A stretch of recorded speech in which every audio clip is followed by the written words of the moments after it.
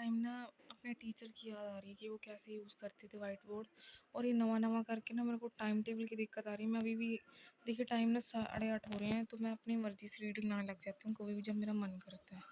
मेरा fix time table नहीं है। और मेरे को ना पता माइंड में एक चीज़ और आ रही है कि जब आपके लाइन में बहुत सारे टीचर्स हों तो आप कैसे स्टार्ट करोगे, कहाँ से स्टार्ट करोगे। फिर मेरे दिमाग में और चीज़ आ रही है कि जब आपका इंटरेस्ट होता है, आपका बेसिक क्लियर होता है ना, आप कहीं से भी स्टार्ट कर सकते हो।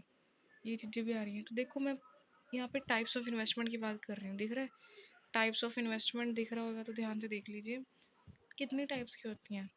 Short term, fixed income securities, नहीं उसके बाद है common stock, speculative investment, other investment options. पहले तो हमने देखा था शॉर्ट टर्म। जब हमारे पास चीज़ शॉर्ट टर्म होती है ना, वो फिक्स्ड भी हो जाती है। फिर हम उनमें से कॉमन स्टॉक वगैरह लेने स्टार्ट कर देते हैं। फिर उसके बाद स्पेक्युलेटिव इन्वेस्टमेंट जो हम करते हैं, मैं धीरे धीरे पढ़ा रही हूँ। अदर इन्वेस्टमेंट भी होती हैं काफ़ी सारी। सबसे पहले शॉर्ट टर्म को पढ़ना ज़रूरी है। कहती है इसका जो टाइम पीरियड ना 1 साल का होता है। ज़्यादातर हमने पढ़ा है मोस्टली 1 साल तक का ही होता है शॉर्ट टर्म का। वो मनी मार्केट होती है बेसिकली, मनी मार्केट। ठीक है। फिक्स्ड में क्या होता है कि हमेशा फिक्स्ड मिलती है, फिक्स्ड कि मेरे को आएगी तो आएगी हमेशा रिटर्न, चाहे दी वो कितना इंडेफिनेटली टाइम क्यों ना चले जाए, कितना मर्जी टाइम बीत जाए, पर मेरे को रिटर्न फिक्स आएगी। तो फिक्स्ड इनकम ऐसी होती है। ठीक है। अब मैंने यहाँ से स्टार्ट किया था ना, शॉर्ट टर्म से मैंने चेंज ही कर दिया।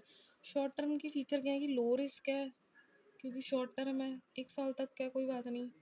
तो लो रिटर्न भी है। फिर ये भी देख लो, जो रिस्क कम है ना, रिटर्न भी कम है। ज़्यादा रिस्क है ज़्यादा रिटर्न है, इन्वेस्टमेंट का मतलब यही होता है। फिर इसके कुछ एग्जांपल है। दिस इज़ द COD मतलब होता है सर्टिफिकेट ऑफ डिपॉजिट। ठीक है। और क्या है, ट्रेजरी बिल्स हैं।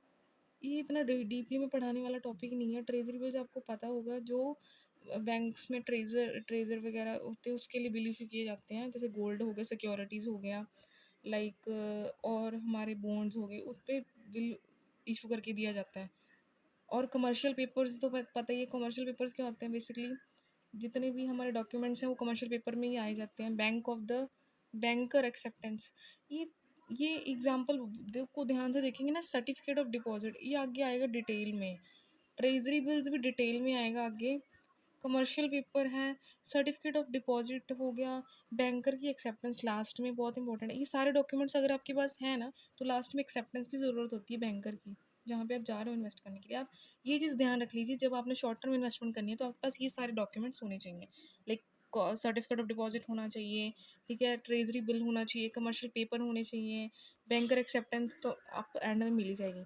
फिक्स की बात करते हैं। फिक्स्ड में बताया था कि हमेशा फिक्स रहती हैं। कॉमन स्टॉक है, उसमें क्या होता है कि लाइक लॉन्ग टर्म की बात की जा रही है। देखिए कॉमन स्टॉक ना लॉन्ग टर्म इसीलिए है क्योंकि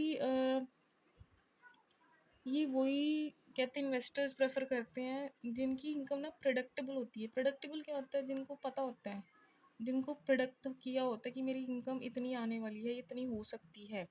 और कंजर्वेटिव तो पता, जो बड़े कंजर्वेटिव से टाइप के होते हैं इन्वेस्टर, बड़े ध्यान से कंजर्वेटिव टाइप के, वो हो गए, उनके लिए सही है।